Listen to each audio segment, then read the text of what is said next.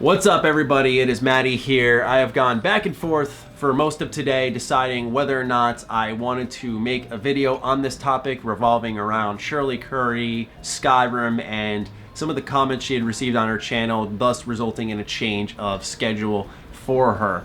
Now, the reason I went through with this video was because I feel like the coverage of Shirley has put a spotlight on a particular issue in games journalism, really just journalism in general, that irks myself and many others that I wanted to talk about today. Now, you're going to see me throughout this video occasionally glancing at my notes more than usual. That's because I wanted to keep things in an order, and I know it's a more delicate topic. We're not just talking about a video game, a product. We are talking about people, those types of problems that they have to deal with, and so I just wanted to be, as I said, a little more delicate with the situation.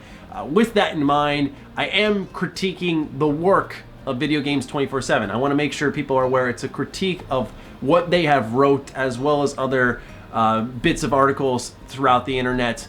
I'm not putting myself on this pedestal saying, look how great I am because I'm not doing the thing they're doing. I'm not perfect, I'm far from it, but I still think that's worth clarifying before I go into this entire subject. So for those who haven't been briefed on the situation, Video Games 24/7 posted a tweet with a link to their article titled, "YouTuber Skyrim Grandma announces she is scaling back streams for the sake of her health after an onslaught of patronizing comments." To which Shirley had responded saying, "Video Games 24/7, I don't know who you are or where you get your ideas from, but there was no onslaught of patronizing comments. But yes, I am scaling back my videos due to health. Most people on my channel are very nice. I do wish you would delete this so it would go away." Now, when you see that and you see the amount of attention that tweet got and people separately sending messages to Video Games 24/7 saying, hey, at least update your article, what do they do but repost the article on their Twitter? Look at the timestamps. These are two separate posts for the same article that Shirley had kindly requested,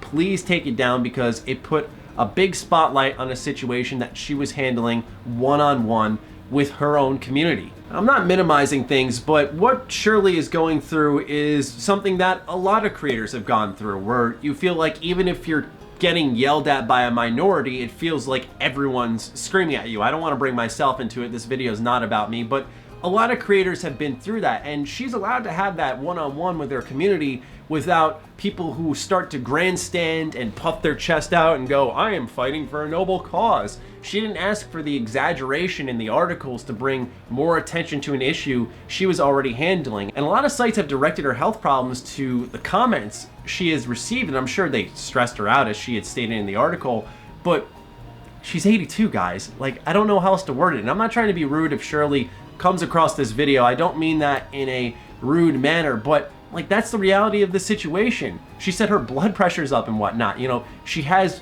82-year-old problems, and I'm sure reading comments, even if it is a minority, doesn't help. And so yeah, she did change up her schedule. She made a healthy choice for herself, which I'm happy she did. But this idea that journalists are gonna take what is a clear issue with someone who a lot of people may have a bleeding heart for, and then extract it for their own personal gain, to push agendas, to exaggerate the problem, to drive traffic. Like Video Games 24/7, the reason I'm shining the light on them is because, number one, they got the most traction for sure, especially on Twitter. But also that throughout the whole video, it's not like Shirley ever indicates like she's getting bombarded, she's getting harassed. Like, she seemed more so tired, she wasn't enjoying it as much, a little burnt out maybe. My point being is that it feels like these articles are created under the guise of a noble cause. You're doing the right thing, and I don't believe that the article was created with bad intentions. I should clarify that, but the idea that you can justify the exaggeration in the reach does not make you a better person. It does not make what you wrote any better. It does not help the situation, right? What helps is accurate information, the truth about it all. You can report on her, just like many others have, but provide a direct transcript of what she says throughout her video. Don't mislabel what she has stated and then put it on your own site to drive home that traffic, and then when she kindly asks you, please take it down, you repost it? I mean, what a slap in the face in the first place. But I just find this to be a consistent problem throughout games journalism, because you can see a lot of other websites have completely reported on this, some accurately, some in a fair manner. Forbes, for example, sticks out as one, but there are some that clearly have the wrong idea and are just running away with the writing of other. It's this copycat game. It's like, that person did it, it's okay, so I'm going to do it because this person did it, and it's just a chain reaction, and then misinformation spreads. So it's an information problem, but it's also the sensation of grandstanding, this psychological power fantasy that you get from the digital grandstanding that I don't quite understand. Like I said, I don't doubt that the person who wrote up this article is a good person. I'm sure they had great intentions. They wanted to bring light to an issue that was happening to a very sweet woman. But what has happened instead is more attention to the problem and a great exaggeration that has frustrated her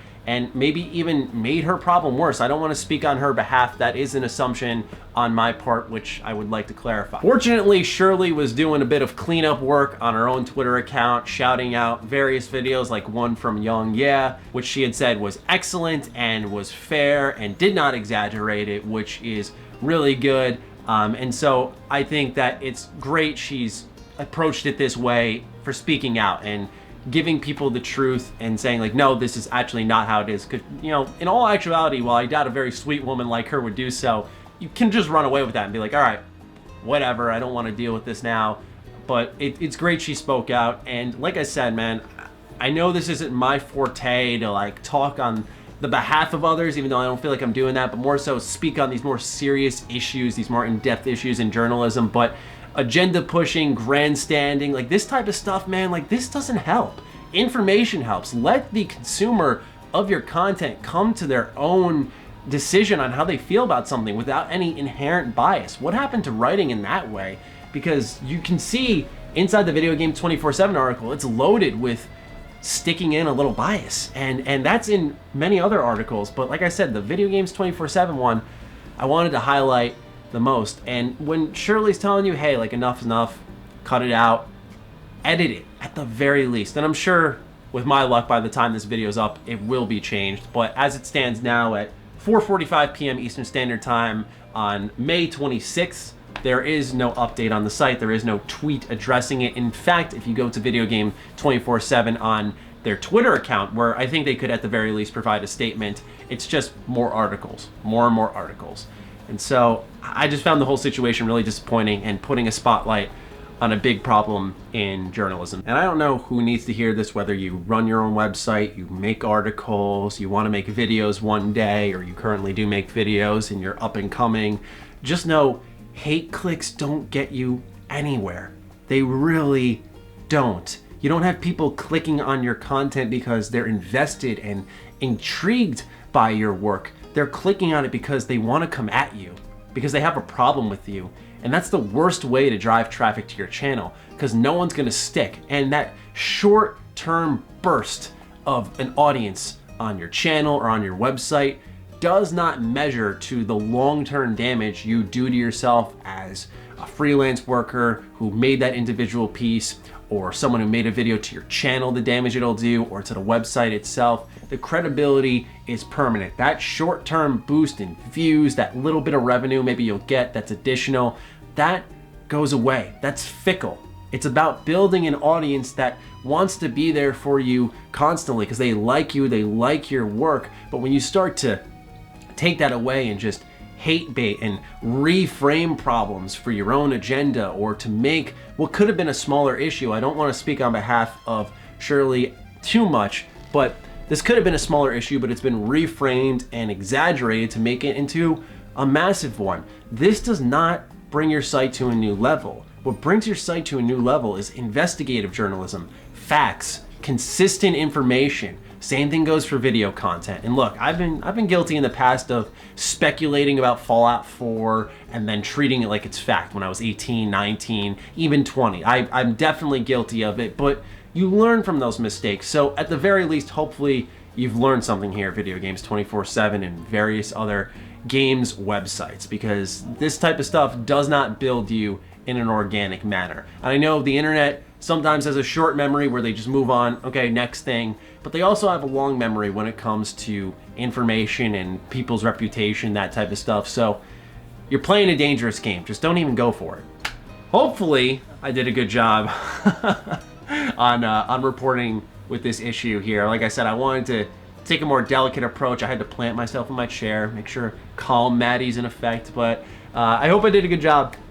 And hopefully you guys took something away from this. I'm looking forward to seeing the feedback in the comments down below on the situation with not only Shirley, but really journalism and how they took a problem, ran away with it, and pushed their own agenda alongside it, or they did some type of grandstanding. So let me know what you think in the comments down below. Looking forward once again to reading it, and I will talk to you guys next time. Stay sexy, stay active. I love you all. Peace.